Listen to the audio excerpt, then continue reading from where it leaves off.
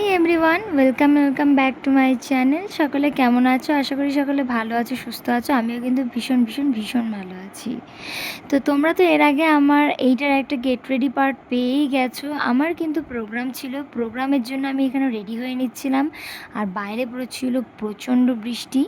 তো বৃষ্টির সাথে আমি ভিতরে একটু টেনশনের সাথেই প্রোগ্রামের জন্য রেডি হচ্ছিলাম। আর এটাই ভাবছিলাম যে আমার বাচ্চা কাচ্চা কেমনভাবে ডান্স করবে। তো তারপর দেখলাম না, আস্তে আস্তে বৃষ্টি কমে গেছে। তারপর আমি আমার ফাইনাল লুক নিয়ে নিয়েছি। ফাইনাল লুক নিয়ে কিন্তু আমি ওয়েট করছিলাম কখন আমার স্টুডেন্ট আসবে। বাকি স্টুডেন্টরা কিন্তু একা চলে গেল। আমার এই স্টুডেন্ট কিন্তু আমার একদম বাড়ির পাশে থাকে। তো যাই হোক, ওরা চলে এসেছে আমাদের বাড়ি। তো তারপর আমরা একসাথে মিলে চলে এলাম প্রোগ্রামে। যেহেতু একটু বৃষ্টি হচ্ছিল টিপটিপ করে, তাই মাঝে আর কোনো রকম ভিডিও আমি নিতে পারিনি। তো একেবারে প্রোগ্রামের জায়গায় এসেই ভিডিও নিলাম ব্যাক স্টেজে দাঁড়িয়ে। আর এই দেখো আমার সব পিচ্চি স্টুডেন্টগুলো। আর এই দেখো পিচ্চি দেখেছো? আমার এই পিচ্চিগুলোকে নিয়ে আমি ওখানে পৌঁছে গেছিলাম। তখনও কিন্তু বেশ কিছু স্টুডেন্টের আসা বাকি ছিল। সবাই এসে পৌঁছায়নি। আমি একটু বেশ টেনশনেই ছিলাম যে কি করে কি হবে। তো দেখলাম না, আস্তে আস্তে সকলেই চলে এসেছে। তো যাই হোক, প্রোগ্রামের ওখানে বসে কিন্তু প্রথমে কয়েকটা প্রোগ্রাম এনজয় করে নিচ্ছিলাম। প্রথমের প্রোগ্রামে কিন্তু কিছু বক্তৃতা দেওয়ার পর একটা গান হলো, একটা দুটো গান হলো। তারপরে কিন্তু ছিল আমাদের প্রোগ্রামগুলো। আর দেখো কত লোকজন এসেছে, আমি তো ভীষণ এক্সাইটেড। আমার বাচ্চা কাচ্চা এখানে নাচবে, কেমন কি প্রোগ্রাম হবে সব নিয়ে আমি কিন্তু ছিলাম ভীষণ এক্সাইটেড। তার মধ্যে একটা নাটক হচ্ছিল, নাটক ঠিক না, অ্যাকচুয়ালি একটা কবিতার অংশকে এখানে নাটকের মধ্যে দিয়ে বোঝানো হয়েছে। কবিতাটার নাম হলো দামোদর শেঠ। তোমরা কারা কারা এই কবিতাটি পড়েছো বা কারা কারা এই কবিতা সম্পর্কে জানো? আমি অবশ্যই জানি, আমার এই পিচ্চি কিন্তু এই কবিতা সম্পর্কে জানে। তো যাই হোক, আমি বসেছিলাম, ভীষণ খিদে পাচ্ছিলো, তাই আমার এই পিচ্চির মা কিন্তু ছটপট গিয়ে আমার জন্য একটা কেক নিয়ে এসেছে। সত্যি ওরা আমাকে যে হারে ভালোবাসে না, আমি সত্যি এত ভালোবাসা পেয়ে নিজেকে অনেক অনেক অনেক লাকি মনে করি।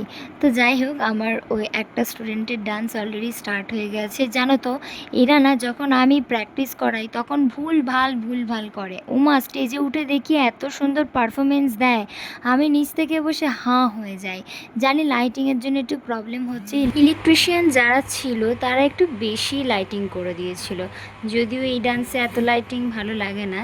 যাই হোক, আমার স্টুডেন্টের ডান্স তোমাদের কেমন লাগছে বা লাগলো অবশ্যই কিন্তু আমাকে কমেন্টে জানিও কেমন। আর এরকম ধরনের ডান্স শিখতে হলে অবশ্যই কিন্তু আমার সাথে যোগাযোগ করে নিতে হবে তোমাদের। আর এই হলো আমাদের খুদে পিচ্চি। এদের পিছনে কিন্তু প্রচুর খেটেছি। এরা কিন্তু সবে 1 মাস হলো আমার কাছে ভর্তি হয়েছে। এই 1 মাসে এত সুন্দর ডান্স করেছে।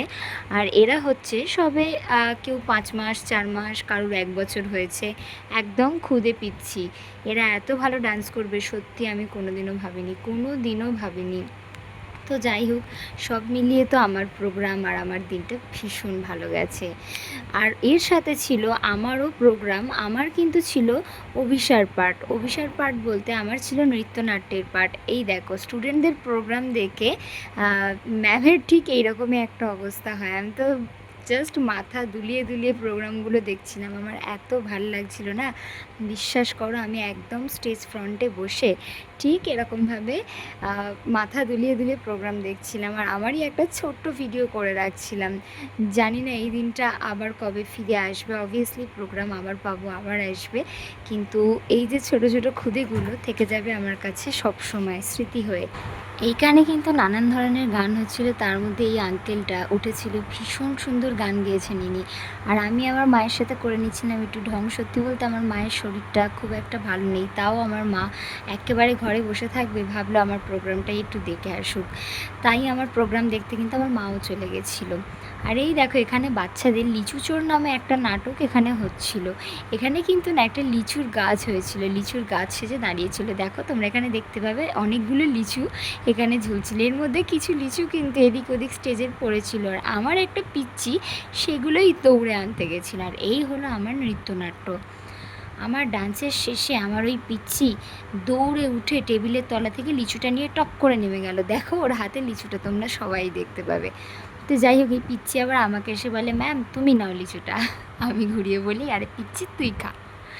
তারপর আমার প্রোগ্রাম শেষ হলো।